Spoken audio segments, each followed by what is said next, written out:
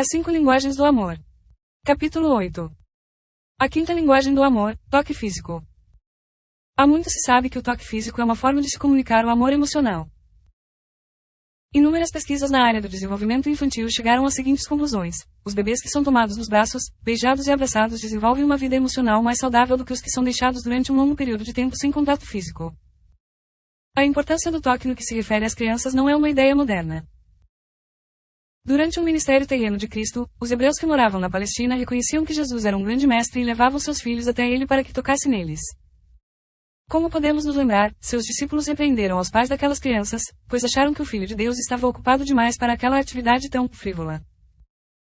Porém, as Escrituras afirmam-nos que Jesus se indignou com os seus seguidores e disse: Deixai vir a mim os pequeninos, não os embaraceis, porque dos tais é o reino dos céus. Em verdade vos digo, quem não receber o reino de Deus como uma criança, de maneira nenhuma entrará nele. Então, tomando-as nos braços e impondo-lhes as mãos, as abençoava. Pais sábios, em qualquer cultura, também tocam seus filhos de forma amorosa. O toque físico é também um poderoso veículo de comunicação para transmitir o amor conjugal. Andar de mãos dadas, beijar, abraçar e manter relações sexuais são formas de se comunicar o amor emocional para o cônjuge. Os antigos costumavam dizer: o caminho para se conquistar o coração de um homem é através de seu estômago. Muitos deles engordaram tanto a ponto de correrem risco de vida, devido às esposas serem adeptas desta filosofia. Naturalmente, os antigos não se referiam ao coração físico, mas ao centro do romantismo. Seria mais adequado dizer: a forma de alcançar o coração de alguns homens é através de seus estômagos. Lembrou-me bem das palavras de um certo marido. Dr. Chapman, minha esposa é uma cozinheira de forno e fogão. Ela gasta horas cozinhando. Faz os pratos mais elaborados que existem. E quanto a mim? Sou um daqueles homens que apreciam purê e carne moída. Vivo dizendo que ela está gastando muito tempo na cozinha. Eu adoro comida simples. Ela fica aborrecida e diz que não gosto dela. Mas eu a amo. Só desejaria que ela facilitasse as coisas para si mesma e não gastasse muito tempo com pratos tão trabalhosos. Dessa forma, passaríamos mais tempo juntos e ela teria mais energia para fazer outras coisas. Obviamente, essas outras coisas chegavam mais perto de seu coração do que refeições sofisticadas. A esposa daquele homem era emocionalmente frustrada. Ela crescera em uma família onde a mãe era uma excelente cozinheira e o pai sabia apreciar seus esforços. Ela se lembrava de seu pai ter dito à sua mãe: quando me sento à mesa com uma refeição como esta diante de mim, torna-se fácil amá-la. Seu pai diariamente elogiava os quitutes feitos por sua mãe. Em particular e em público ele elogiava os dotes culinários da esposa. Aquela filha aprendera direitinho o modelo deixado por sua mãe. O problema é que ela não estava casada com seu próprio pai. Seu esposo possuía uma linguagem do amor muito diferente. Em minha conversa com aquele esposo, não levou muito tempo até eu descobrir que as outras coisas, às quais ele se referia, era sexo. Quando a esposa respondia positivamente no tocante à relação sexual, ele sentia segurança em seu amor. No entanto, quando por qualquer motivo ela se esquivava sexualmente do marido, nem toda sua habilidade culinária era suficiente para convencê-lo de que ela o amava. Ele não era contra os pratos elaborados, mas em seu coração eles não poderiam, de forma alguma, substituir aquilo que ele considerava amor. A relação sexual, porém, é somente um dialeto na linguagem do toque físico. Dos 5 sentidos, o do toque diferencia-se dos outros 4, pois não se limita a uma localização específica no nosso organismo.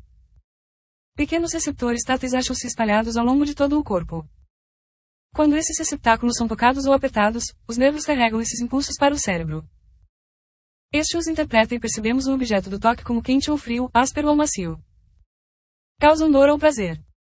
Também os interpretamos como amorosos ou hostis. O toque físico pode iniciar ou terminar um relacionamento. Pode comunicar ódio ou amor. Algumas partes do corpo são mais sensíveis do que outras. A diferença deve-se ao fato dos pequenos receptores táteis não estarem espalhados aleatoriamente pelo nosso organismo, mas sim distribuídos em grupos. Portanto, a ponta da língua é altamente sensível ao toque, ao passo que atrás dos ombros é uma das partes mais insensíveis. As pontas dos dedos e a ponta do nariz também são áreas extremamente sensíveis. Nosso objetivo, no entanto, não é entender as bases neurológicas das sensações do toque, mas sim sua importância psicológica. O toque físico pode iniciar ou terminar um relacionamento. Pode comunicar ódio ou amor. A pessoa cuja primeira linguagem do amor é toque físico receberá uma mensagem que irá muito além das palavras "eu odeio você" ou "eu amo você". Um tapa no rosto é algo difícil para qualquer criança enfrentar, mas para aquela que possuir o toque físico como primeira linguagem do amor, será devastador. Um abraço afetivo comunica amor a qualquer criança, mas aquela que possuir o toque físico, como primeira linguagem do amor, desfrutará de forma mais intensa aquele gesto, sentindo-se amada e segura. A mesma atitude é válida para os adultos. No casamento, o toque de amor existe em várias formas. Levando-se em conta que os receptores ao toque localizavam-se por todo o corpo, um afago amoroso em qualquer parte pode comunicar amor a seu cônjuge.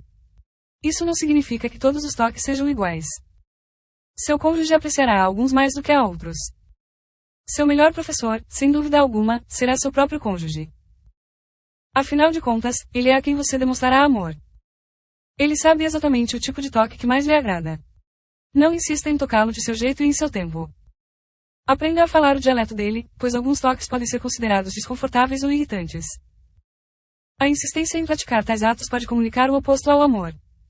Talvez afirme que você não é sensível às necessidades dele e não se importa com a sua percepção de prazer. Não caia no erro de achar que o que lhe traz prazer também trará a seu cônjuge. Toques amorosos podem ser explícitos e exigir sua completa atenção, como afago nas costas e jogos sexuais que terminem em uma relação. Por outro lado, também podem ser implícitos e breves, como um toque nos ombros ao encher uma xícara de café, ou um rápido roçar no corpo ao passar pela cozinha. Toques explícitos, naturalmente, levam mais tempo, não somente a prática deles em si, como também a percepção de como progredir quando se visa comunicar amor dessa forma ao cônjuge. Se uma massagem nas costas comunica eficazmente seu amor a seu cônjuge, então, todo o tempo, dinheiro e energia que você gastar para aprender a ser um bom massagista será, sem dúvida, um bom investimento. Se a relação sexual for o primeiro dialeto de seu parceiro, leia e converse sobre a arte do amor sexual de forma a aprimorar sua expressão de amar. Toques implícitos de amor levam menos tempo, porém desenvolvem um treinamento, especialmente se o toque físico não for sua primeira linguagem do amor, e se você cresceu em uma família onde as pessoas não se expressavam dessa forma. Sentar-se pertinho um do outro no sofá para assistir em televisão, não exigirá tempo extra e poderá comunicar amor de forma abundante. Pequenos toques ao passar por seu cônjuge implicam frações de segundos. Afagos ao sair e ao chegar em casa podem envolver beijos e abraços ligeiros, mas falarão muito alto para seu cônjuge. Uma vez que você descubra que o toque físico é a primeira linguagem do amor de seu cônjuge, sua única limitação é sua própria imaginação, quanto às formas de expressar amor. Descobrir novas formas e lugares de toque pode ser um excitante desafio. Se você não for alguém que tem o hábito de tocar sob a mesa, descobrirá que essa prática poderá acender fagulhas quando jantarem fora. Você poderá encher o tanque do amor de seu cônjuge, se caminharem de mãos dadas até chegarem ao carro, mesmo que você não tenha o hábito de fazer isso em público. Se você, normalmente, não beija seu cônjuge ao entrar no carro, poderá descobrir que esse gesto tornará sua viagem mais atraente. Abraçar sua esposa antes dela sair para as compras poderá, além de expressar amor, trazê-la mais rápido para casa. Tente novos toques em novos lugares e pergunte a seu cônjuge o que sentiu, se os achou prazerosos ou não. Lembre-se, a última palavra é do seu cônjuge. Você está aprendendo a falar a língua dele ou dela. O corpo existe para ser tocado. Tudo o que há em mim reside em meu corpo. Tocar em mim significa afagá-lo. Afastar-se dele é distanciar-se de mim, emocionalmente. Em nossa sociedade, um aperto de mão comunica acordo e exclusividade. Quando, em raras ocasiões, um homem recusa apertar a mão de outro, a mensagem que essa atitude comunica é que as coisas não vão bem naquela amizade. Todas as sociedades possuem formas de toque físico como cumprimento social. A maioria dos homens americanos não se sente confortável com fortes abraços e beijos, mas na Europa eles têm a mesma função de um aperto de mão. Em cada sociedade há formas adequadas e inadequadas de se tocar as pessoas do sexo oposto. A recente atenção voltada para os assédios sexuais tem evidenciado as formas inapropriadas. No casamento, entretanto, tudo isso é determinado pelo casal, dentro de algumas amplas diretrizes. Abuso físico é, naturalmente, condenado pela sociedade e existem organizações sociais cujo objetivo é ajudar tanto esposas quanto esposos vítimas dos excessos. Nossos corpos foram feitos para toques, mas não para abusos. Se a primeira linguagem do amor de seu cônjuge for o toque físico, nada será mais importante do que abraçá-lo quando ele ou ela chorar. Este século caracteriza-se como a era da abertura e liberdade sexual. Essa conquista, porém, tem demonstrado que o casamento onde ambos os cônjuges são livres para ter relações sexuais com outros parceiros é uma ilusão. Os que não discordam disso por motivos morais, não aceitam por razões emocionais. Há alguma coisa em nossa necessidade por intimidade e amor que não nos permite dar tal liberdade a nosso cônjuge. A dor emocional é profunda e a intimidade evapora-se quando tomamos conhecimento de que nosso cônjuge está envolvido sexualmente com outra pessoa. Os arquivos dos conselheiros estão repletos de registros de esposos e esposas que tentam superar o trauma emocional de um cônjuge infiel. Esse problema, entretanto, é multiplicado para aquele cuja primeira linguagem do amor é o toque físico. É por isso que machuca tanto o toque físico, como expressão do amor, agora é dado a outra pessoa. Não é que o tanque emocional tenha se esvaziado, o fato é que ele explodiu. Serão necessários inúmeros reparos para que aquelas necessidades emocionais sejam supridas. As crises e o toque físico. De forma mais ou menos instintiva, abraçamos uns aos outros em tempos de crise. Por quê? Pois o toque físico é um poderoso comunicador de amor. Em épocas difíceis, mais do que em qualquer outra, precisamos nos sentir amados. Nem sempre devemos mudar as situações, mas podemos superá-las se nos sentirmos amados. Todos os casamentos atravessam crises. A morte dos pais é inevitável. Acidentes automobilísticos aleijam e matam centenas de pessoas anualmente. Enfermidades não respeitam ninguém. Desapontamentos fazem parte da vida. A coisa mais importante a ser feita por seu cônjuge quando este atravessar alguma crise na vida, é amá-lo. Se a primeira linguagem do amor de seu cônjuge for o toque físico, nada será mais importante do que abraçá-lo quando ele chorar. Suas palavras talvez não tenham muita importância, mas o toque físico comunicará que você se preocupa com ele. As crises propiciam uma oportunidade singular para se expressar amor. Toques afetuosos serão lembrados muito tempo ainda após as dificuldades terem passado. Porém, a ausência de seu toque talvez jamais seja esquecida. Desde minha primeira visita ao West Palm Beach, na Flórida, muitos anos atrás, recebo com alegria os convites para voltar e dar meus seminários naquela região. Em uma dessas ocasiões, conheci Pete e Patsy. Eles não eram originários da Flórida, poucos o são, mas já moravam ali há 20 anos e sentiam-se em casa. Meu seminário fora promovido pela igreja local, e no percurso do aeroporto para a igreja o pastor comunicou-me que Pete e Patsy haviam solicitado que eu passasse a noite na casa deles. Procurei demonstrar contentamento, mas sabia de experiências anteriores que aquele tipo de solicitação implicaria em uma sessão de aconselhamento até altas horas da madrugada. No entanto, eu me surpreenderia mais de uma vez naquela noite. Quando o pastor e eu adentramos aquela espaçosa casa estilo espanhol, decorada com muito bom gosto, fui apresentado a Patsy e Charlie, o gato da família. Ao olhar ao redor pude aferir que ou os negócios de Pete iam muito bem, ou seus pais deixaram-lhe uma grande fortuna, ou ele estava enterrado em dívidas. Depois descobri que meu primeiro palpite estava correto. Quando me levaram ao quarto de hóspedes, Charlie, o gato, antecipou-se e pulou na cama onde eu dormiria, e esticou-se muito à vontade. Eu pensei, esse gato está com tudo. Pete chegou logo depois e comemos um delicioso lanche. Ficou combinado que jantaríamos após o seminário. Várias horas mais tarde, enquanto ceávamos, eu aguardava o momento em que a sessão de aconselhamento começaria. Mas não começou. Ao contrário do que imaginei, Pete e Patsy formavam um casal saudável e feliz. Para um conselheiro isso é uma raridade. Estava curioso para descobrir qual era o segredo deles, mas me encontrava exausto, e como sabia que ambos me levariam no dia seguinte ao aeroporto, decidi fazer minha sondagem ao amanhecer. Eles, então, conduziram-me a meu quarto. Charlie, o gato, foi muito gentil em deixar o quarto quando eu cheguei.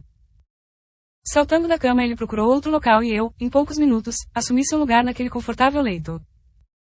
Após uma rápida reflexão sobre aquele dia, adormeci. Antes, porém, que perdesse o contato com a realidade, a porta do quarto foi escancarada e um monstro pulou sobre mim. Eu ouvira falar sobre o escorpião da Flórida, mas aquele não era um deles. Sem pensar sacudi o lençol que me cobria e com um grito lancinante atirei-o contra a parede. Ouvi seu corpo bater, seguido de um silêncio. Pete e Patsy correram, acenderam a luz e nós três olhamos para Charlie, ainda estendido no chão. Pete e Patsy sempre se recordam disso e eu jamais me esquecerei. Charlie recobrou-se em alguns minutos e saiu rapidinho dali.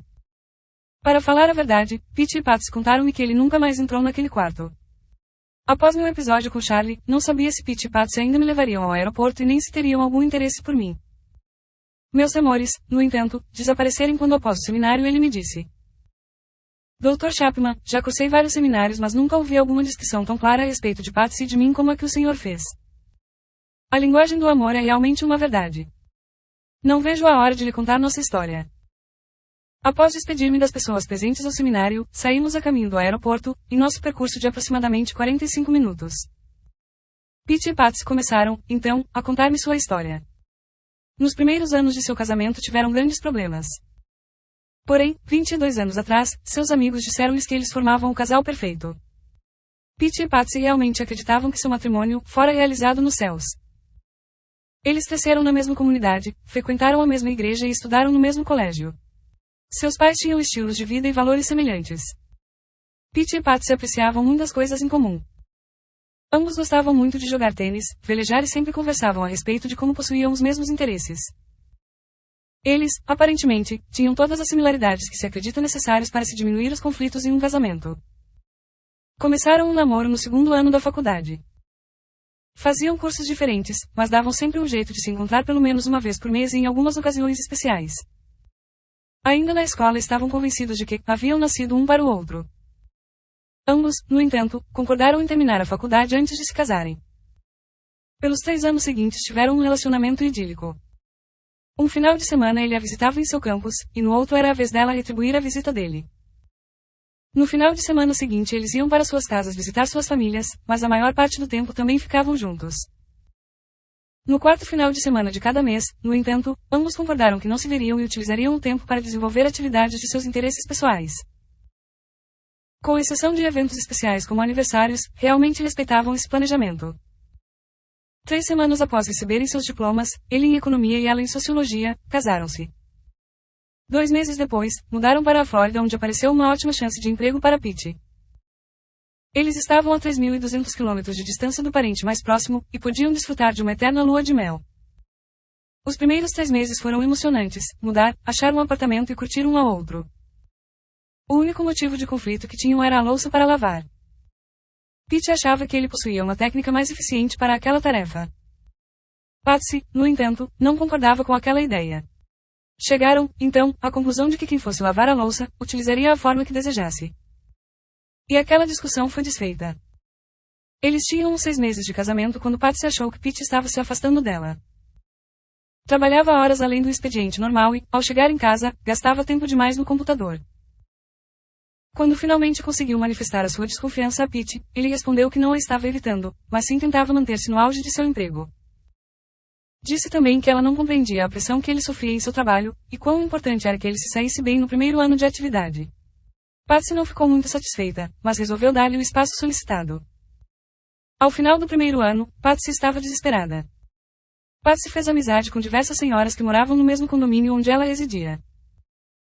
Quando sabia que Pete trabalharia até mais tarde, fazia compras com suas amigas ao invés de ir direto para casa após o trabalho. Algumas vezes ela ainda estava ausente quando ele chegava. Aquilo o aborrecia muito e ele passou a acusá-la de negligência e irresponsabilidade. Patsy respondia: "Parece o roto falando do rasgado. Quem é o irresponsável? Você não se dá ao luxo nem de me telefonar para avisar a que hora chegará em casa. Como eu posso esperá-lo, se nem ao menos sei quando virá?" Ponto de exclamação. E, quando chega, fica o tempo todo colado naquela droga de computador. Você não precisa de uma esposa, tudo o que necessita é de um computador. Pete, então, respondeu em um tom de voz mais alto. Eu prece e sou de uma AS passar. Será que você não entende? O ponto é exatamente esse. Eu prece e sou de uma AS passar. Mas Patsy não conseguia entender. Ela estava muito confusa. Em sua busca por respostas foi a uma biblioteca pública e leu vários livros sobre casamento. Ela pensava: o casamento não pode ser desse jeito. Eu tenho que achar uma resposta para a nossa situação. Quando ele ia para o computador, ela pegava firme no livro. Durante várias noites lia direto até meia-noite. Pete, ao se deitar, percebia o que ela fazia e lá vinham comentários sarcásticos, do tipo: se você tivesse lido todos esses livros quando estava na faculdade, teria tirado A em todas as matérias. Patsy respondia: só que eu não estou na faculdade. Encontro-me casada e, no momento, ficaria muito satisfeita com um C. Pete então ia para a cama sem abrir mais a boca, apenas a olhava. Ao final do primeiro ano, Patsy estava desesperada. Ela já falara com Pete sobre isso, mas dessa vez comunicou-lhe calmamente: vou procurar um conselheiro conjugal. Você gostaria de ir comigo? Pete então respondeu: não preciso de um conselheiro conjugal. Não tenho tempo para isso e nem posso pagar uma consulta. Então, eu vou sozinha, disse Patsy.